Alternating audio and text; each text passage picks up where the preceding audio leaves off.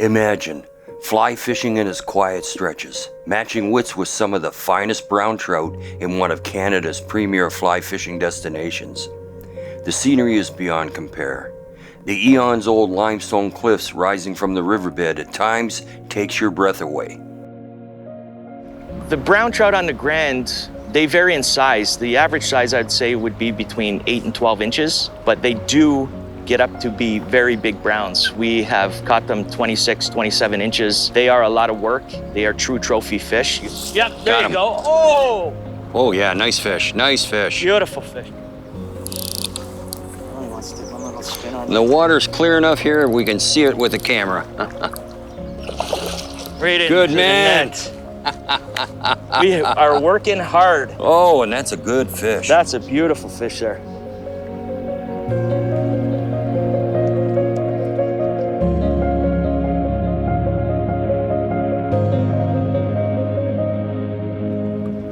This week, I'm on my home waters, the Grand River.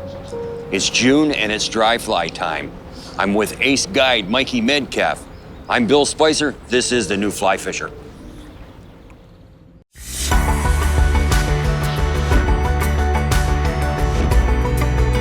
that's a nice sized fish. I will catch these all day. That is what you're in for on this episode.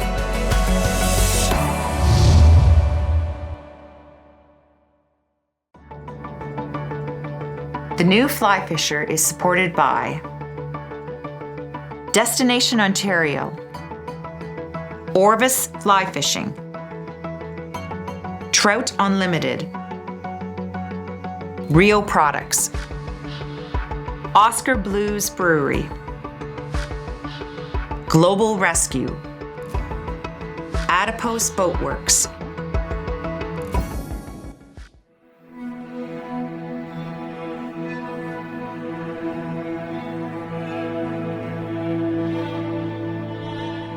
Today we meet with a person I've known for a number of years and have come to respect him and appreciate his angling and guiding skills.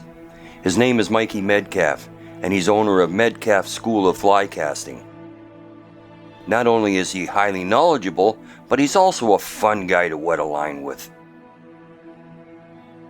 Although you can catch fish most any time of day on the Grand, the most productive time is daybreak and sunset.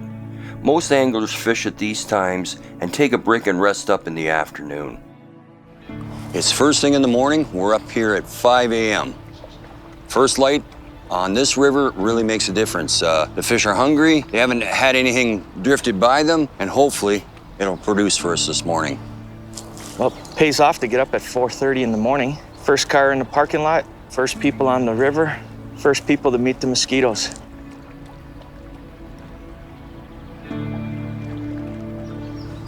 Wow.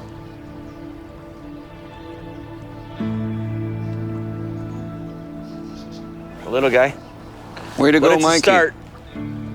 Way to go, Mikey.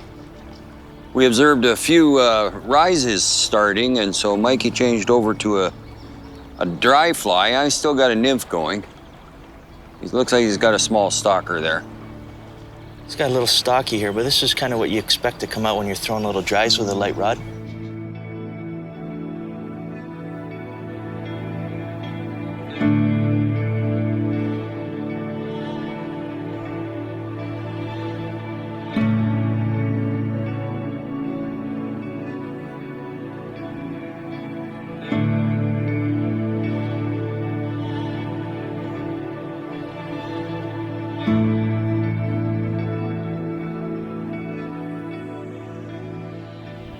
So these are the flies we're using. It's a little size 20 blue-winged olive, BWO. They're kind of hard to tie because they're so small. That's probably a size 18 or 20. I believe it's a 20. And usually these hatch kind of when we get an over cloudy, kind of bad weather kind of day.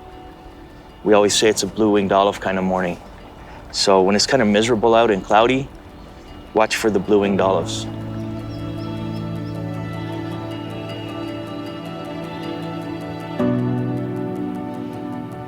When dry fly fishing, you make your cast out and you make your run. If nothing's happened, there's a certain way you want to pick up your fly off the water to make it silent.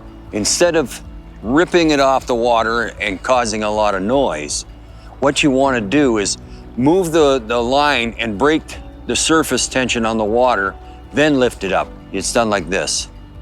Wiggle, then lift, and then you can lift the fly off the water silently. And that's very important. There you go, Bill. Change to a usual. Acting like a rainbow on you. Yeah, he jumped there. It's a small fish, not very big, but it's on the dry fly. It's early in the morning. We got some blue-winged olives coming off. You'll hear them called BWOs, but blue-winged olives, and they're quite small. And I've tried everything and finally put on a usual, and I'll show it to you in a second here. Little brownie. There we go.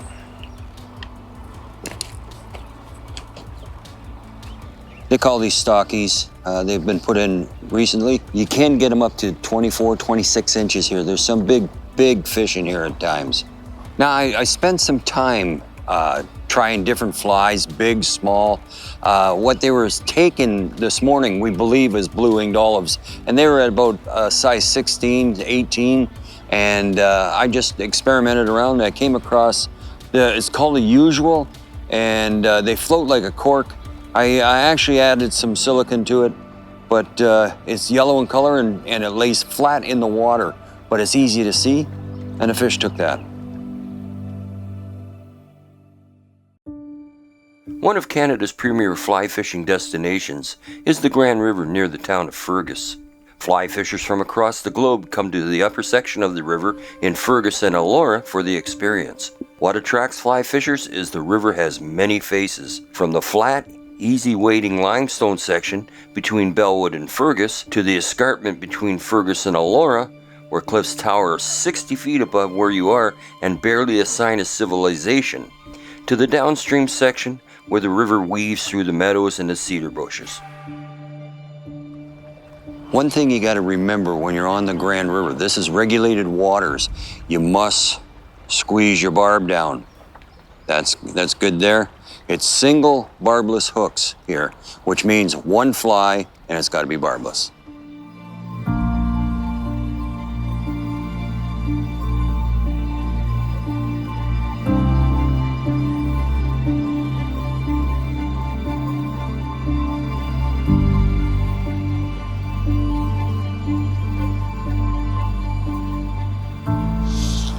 All right. Blue-winged olives this morning. Oh, another nice little jumper. Not a real big fish, but I'm having fun. This is great. All on dry flies. Yeah, this is kind of what you expect when you come out for the day. Yeah.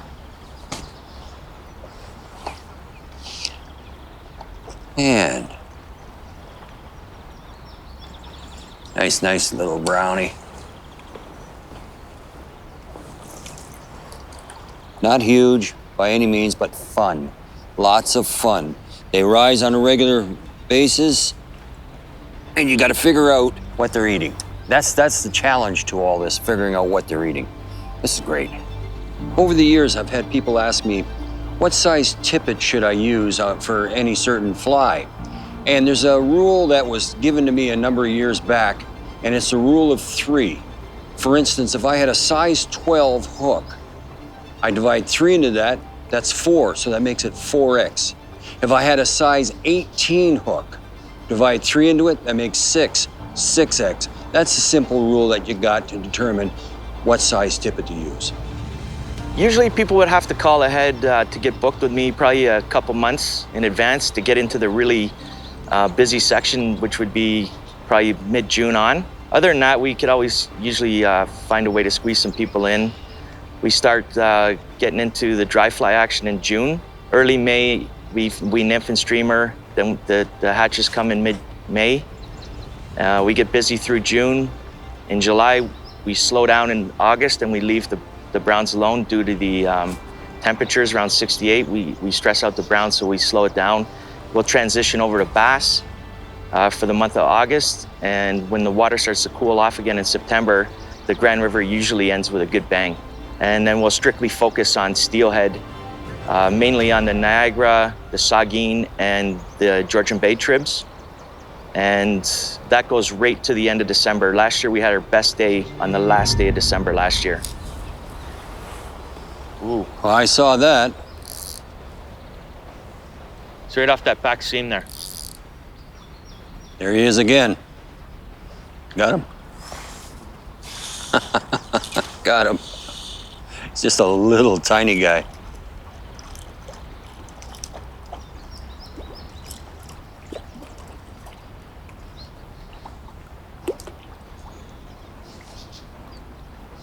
Now, if you hold a trout upside down, they calm down.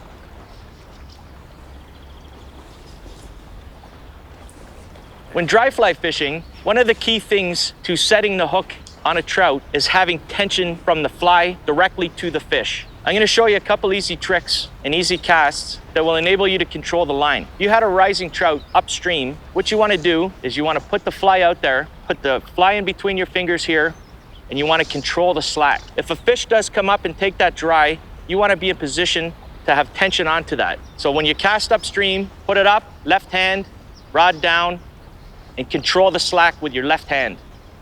Fish comes, hook set, it's in the net. There it is. We saw this guy sitting. We came down here, saw him rise one time, sat on him for a second, came up again, looked in the water, and saw some BWOs coming down, so I switched up quickly. Second cast out about 40 feet.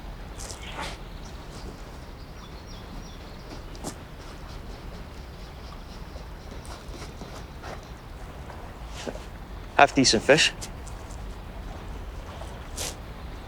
Second year, maybe? Need a net, boy? No, I should be good, Billy. That's what I like about these long nets here. Excellent, Mike, excellent. That's about a second year. I'll take them on the surface all day long. I'm a sucker for these things. Home to mama.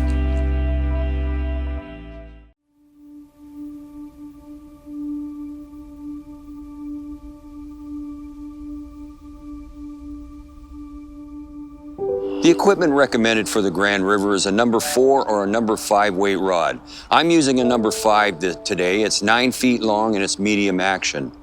I have a matching reel that does have a drag. Now, for the most part, the drag isn't needed, but there are some big fish. I needed it twice on this trip. And the fly line, just a floating, regular taper trout line will work. But that's generally all you need when coming to the Grand River. Got one. Good Got man. one. The little guys are feisty on these little rods. Little feisty ones, aren't they? What are you using? BWO morning, Bill. Again, BWO. You know, it's funny using these big nets, but one time you cast out, you hit a huge one. There you go. So that's a little BWO. I find these are probably the hardest to tie.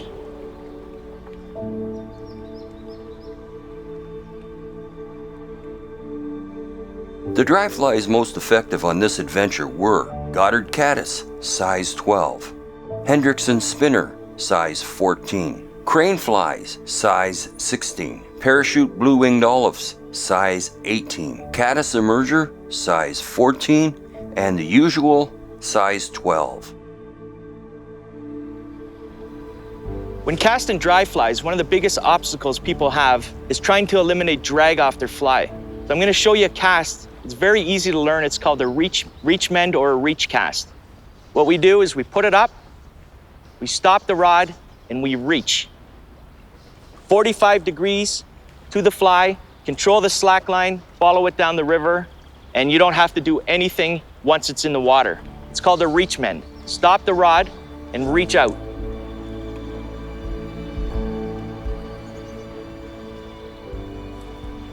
I see him there. Man, that's a good fish. At first, the rises were sporadic, not steady enough yet for us to make a cast.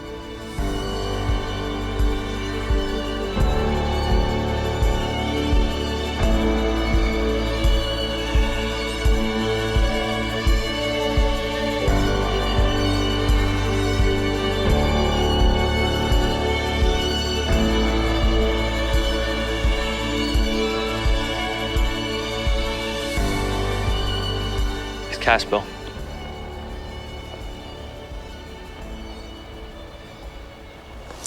There you go. Good work, Bill. A lot of bad casting. I've been casting 9 weights for the last 3 weeks, and now I'm on a 5 weight, and it's a big difference. I'm throwing lots of tailing loops, but I finally got it out. You stuck it out, though. That's the important thing. And this feels like a decent fish. Oh, yeah, good fish. That's a nice fish, Bill. It's a good fish. Yeah, it's a good fish. There you go. Now, Mikey, you gonna be down. my net boy? Yes, sir. Want me on the other side? Yeah, on the other side of me, I guess. Nice fish, Billy. Yeah, it's a good fish. Not huge, but it's good. Sure is.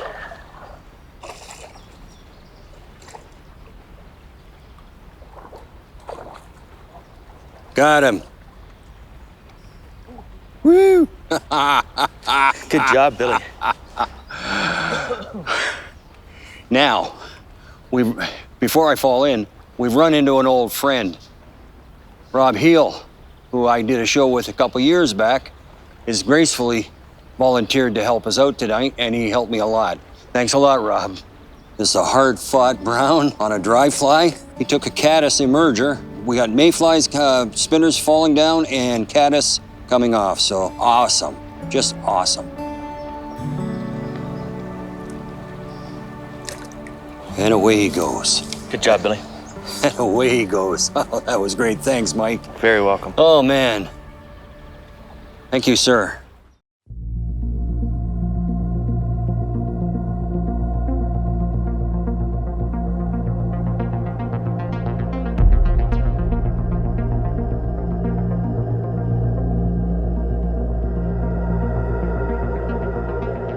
The setup used on this episode was a number 5 weight forward floating line to a 9-foot tapered leader. This leader was tapered to a 4X tippet. Lighter tippet was added when needed for smaller flies. The rule I generally use is the leader is the same length as the rod. This, however, is not written in stone. When conditions are gin clear and low water, lengthening your leader is necessary.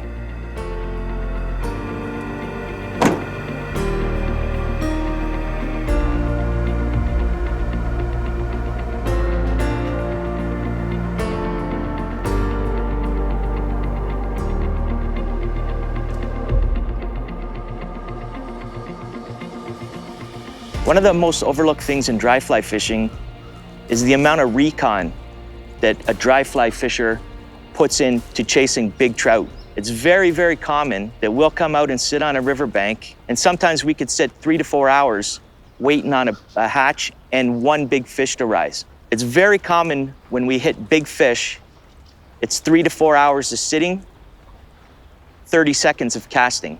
If you see a bigger fish come up once, it'll get your attention. If it comes up twice, get your ears up and really focused on it. And if that one big fish comes up the 3rd time, we will now get up and we will go in very stealth mode and wait for the perfect shot. Everything is about accuracy.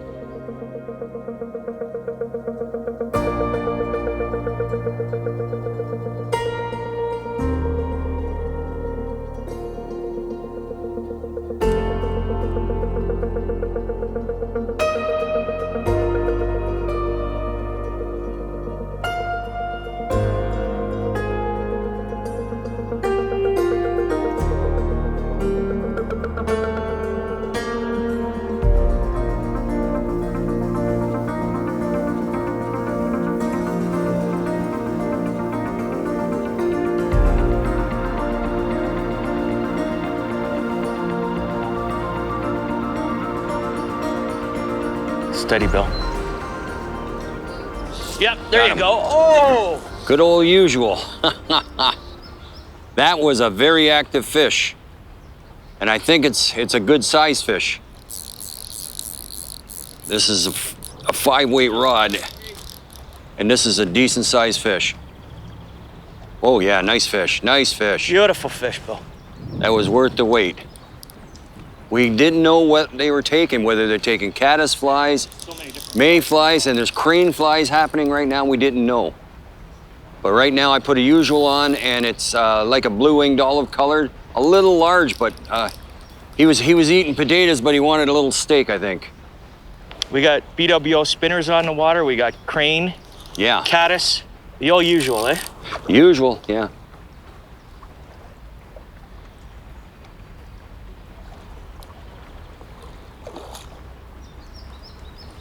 Okay, Pretty fish, I'm too, gonna back isn't it? up a bit. Yeah. I'll get it to your side. I don't want to get wrapped around. Ready to take her home? Yep. Right into Good the man. net. We are working hard. Oh, and that's a good fish. That's a beautiful fish there.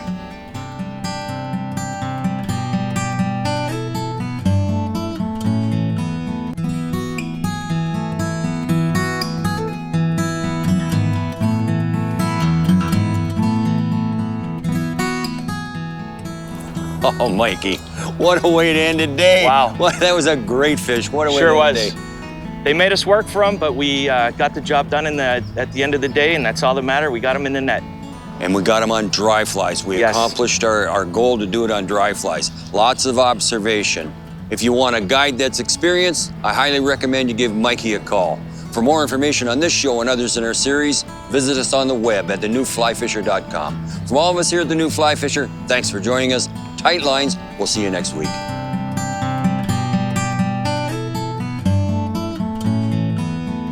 Hi, I'm Mark Melnick. If you enjoyed this video, do me a favor, hit the like button and subscribe today. Now, we're putting up brand new videos all the time, so if you want to be notified when a new one goes up, click that bell icon and it'll come to you as soon as it's uploaded. The New Fly Fisher is supported by Destination Ontario, Orvis Fly Fishing, Trout Unlimited, Rio Products, Oscar Blues Brewery, Global Rescue, Adipose Boatworks,